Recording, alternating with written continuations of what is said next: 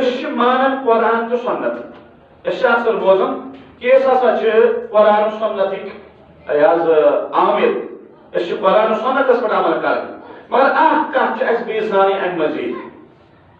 قرآن تو سنتی وطن زانن چھن کافی کی یہ دامت نہ اس اتمن وچھو یہ قرآن و سنت کت پر سمجھ صحابہ اسلام قرآن حدیث قرآن چھو مشرک چھو قرآن اچھ آیت پڑھن پچھو تنمن شرکی دلیل کرن وچھ مچھوا کی نا کرن چھا نا آیت چھا پڑھن مشرک کی نا ان پچھو آیت مز کرن شرک ثابت کی احمد سا شنی عربی چیز حدیث چھو پڑھن کن ساتھ بخاری شریفک مسلم شریفک سنن ابی داودک سنن ترمذیک سنن ابن ماجہک سنن نسائی مسند احمدک وغیرہ کتابن صحیح حدیث شمار ہم چھو آسان بازائی اور ان پچھو انہی حدیث میں استدلال کرن پانی یعنی بڑھتی و تعویل کرن غلط جمع کرن استعمال پچھو ان من شرک نیرن کن تم سے بدل کر کتابہ پڑھن قرآنی پڑھن حدیثی پڑھن مگر سون چھو اک الگ طرح امتیاز سو طرح امتیاز چھو باقی لوگ چھو مانن قرآن حدیث اس چھو مانن قرآن حدیث مگر پانی عقل مطابق چھو مانن کی عقل چھن استعمال کری آئیت نسان عقل چھن استعمال کری مگر کار سلپن ہند پنن اسلافن ہند سمجھ بات پنی عقل چھن صحابن اس عقل پہ ہوردی پیش کرت کی اگر صحابہ ایک طریق سمجھنا کا اگر صحابہ چھو سمجھ مسنا آیت اس پتہ کہ ابو بکر صدیق کم سمجھ آیت نیم آئی اس نمتر بدل کا مطلب اکر منو نعوذ باللہ العیاذ باللہ کہ من چھنا آمد سمجھ کے ام آیت مطلب چیئے گلے کروا قرآن سنت چھو مانن مگر کہیں سمجھ مطابق شاباش جواب صحابہ ہن سمجھ مطابق تیل چھس مطلب حق اس پچھن نہ چھو دنیا مانن قرآن حدیث ہر کا چھو آیت پڑھن پچھو شرک کرن تنگس بیتش دلیل کرن احمد انی مرضی مطابق یہ خواہش گستی کرن قرآن مز یہ خواہش گستی کرن حدیث مز مگر اس چھو مانن فہمنا مقید بفہم السلف الصالح سون سمجھ قرآن حدیث کت پچھ سمجھن اس پنی عقل مطابق نے اشوان ات پٹن نبی کریم صلی اللہ علیہ وسلم پیش کر ات پٹن صحابہ سمجھ اشتا کیا ہے سمجھن بدیم کیا مثال کہ پنی عقل چھن قرآن حدیث میں چالن گوڑ اس مثال دی متحد اللہ تبارک و تعالیٰ چھو قرآن کریم صلی اللہ علیہ وسلم ایش آیت بوز میں سے مشہور آیت موضوع سے متعلق رب فرماؤ یا ایوہ الذین آمنوا اذا قمتم الى الصلاة فاغسلوا وجوهكم وأيديكم الى المرافق وامسحوا برؤوسكم وارجلكم الى الكعبين رب فرمایا یا ایھا الذین آمنوا اے ایمان والو جوان تجو حضرت تھوڑا اگر مشید نبر کی شکا بوزن تم تھا انشاءاللہ جان اللہ تعالی شو فرق اس تو عرض کرن کی صحابہ نے سمجھ مطابق اس دین سمجھن پنی عقل مطابق نہیں کہ پنی عقل چھن دوڑاوی پنی عقلی گوڑ چھن دوڑاوی کہ سلف من مانا چھڑا اس کیا مطلب پاکستان سلفی کو یہ ہے کہ صحابہ ہند سمجھ مطابق دین سمجھن وول صحابہ ہند اس طریقے سے پکن وول یہ چھو ونی وطن یہ چھو ونی وطن پانس کے صحابہ سے تعلق تھاون یہ کس نہ پتہ آسی لہذا اللہ تعالی فرماون اے ایمان والو دھیان سے اذا قمتم الى الصلاة یہ تو نماز خاطر کھڑا گژھو یہ دھیان سے اللہ تعالی کیا فرماون اے ایمان والو یہ تو نماز خاطر کھڑا قرآن صلی اللہ علیہ وسلم آیت اس میں اذا قمتم کو جب تم کھڑے ہو جاؤ یہاں جب تم کھڑے ہو جاتے ہو نماز کے لیے فاغسلوا وجوهكم وأيديكم إلى المرافق وامسحوا برؤوسكم وأرجلكم إلى الكعبين جب تم نماز کے لیے کھڑے ہو جاؤ تو اپنے منہ دھو لو اپنے بازو دھو اپنے سروں کا مسح کرو اپنے پیر دھو کب وضو کرو جب نماز کے لیے ہم کب وضو کرتے ہیں صف میں کھڑا ہونے کے بعد جی کیوں قرآن نے تو کہا کہ جب اذا قمتم الى الصلاة جب تو نماز کے لیے کھڑے ہو جاؤ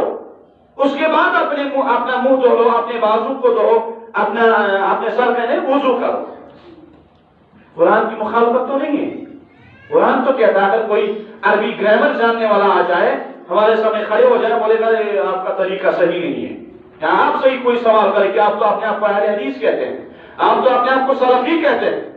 قرآن تو کہتا ہے کہ اذا قمتم الى الصلاة فاغسلوا وجوہکم، جب نماز کے لیے کھڑے ہو جاؤ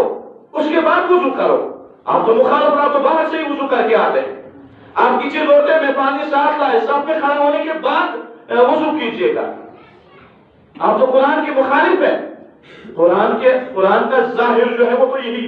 اسی چیز کی دلالت کرتا ہے۔ اگر ہم اپنی عقل کے مطابق اس آیت کو سمجھیں گے پھر وضو کب کرنا ہے؟ لیکن ہم نے اپنی عقل کے مطابق سمجھا ہے؟ کس کی عقل کے مطابق، کس کے فہم کے مطابق سمجھا ہے؟ سلف صالح، نبی کریم صلی اللہ علیہ وسلم، کیونکہ ان کی زندگی سے بڑھ کر کوئی قرآن کی تفسیر ہو سکتی ہے؟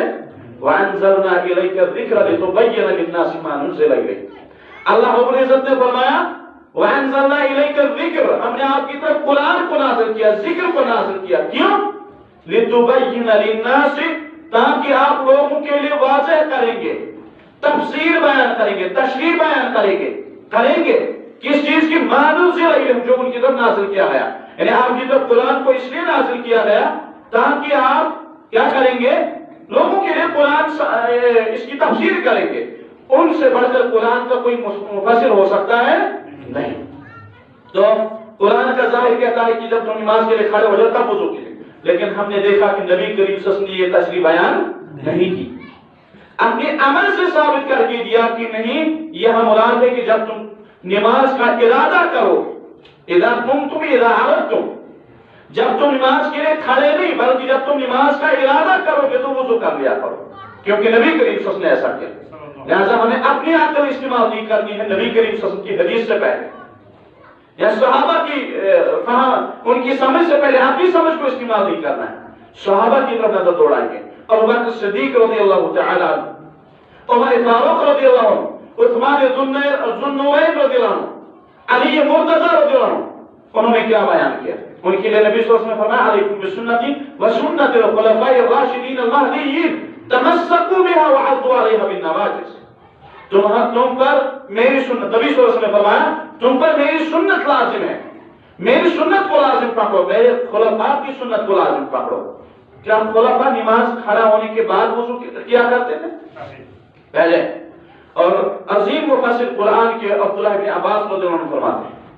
اور فرماتے ہیں کہ اس آیت سے مراد ہے اذا قمتم الى الصلاة، مراد ہے اذا اردتم الصلاة، جب تم نماز کا ارادہ کرو تو وضو کرو۔ قرآن کا ظاہر کہتا ہے کہ نماز کے لیے کھڑے ہونے کے بعد آپ لوگ وضو کیجئے، لیکن اسلام کا طریقہ کیا رہا ہے؟ وہ ہم زیادہ قرآن کو جاننے والے کی وہ تھے، ٹھیک ہے؟ ہم ابھی گرامر کی کوئی کتاب پڑھیں گے، 2-3 سال کسی ادارے میں گرامر پڑھیں گے، پھر کہیں گے نہیں جی قرآن میں لکھا ہے کہ کھڑے ہونے کے بعد وضو کرنا ہے، وہ ایسا بھی کہہ سکتا ہے، لیکن ہم کہتے ہیں کہ فہمنا مقید، علماء نے کہا ہے، ہمارے اسلاف نے کہا ہے فہمنا مقید بفہم السلف الصالح، کہ ہمارا فہم جو ہے مقید ہے، وہ باندھا ہوا ہے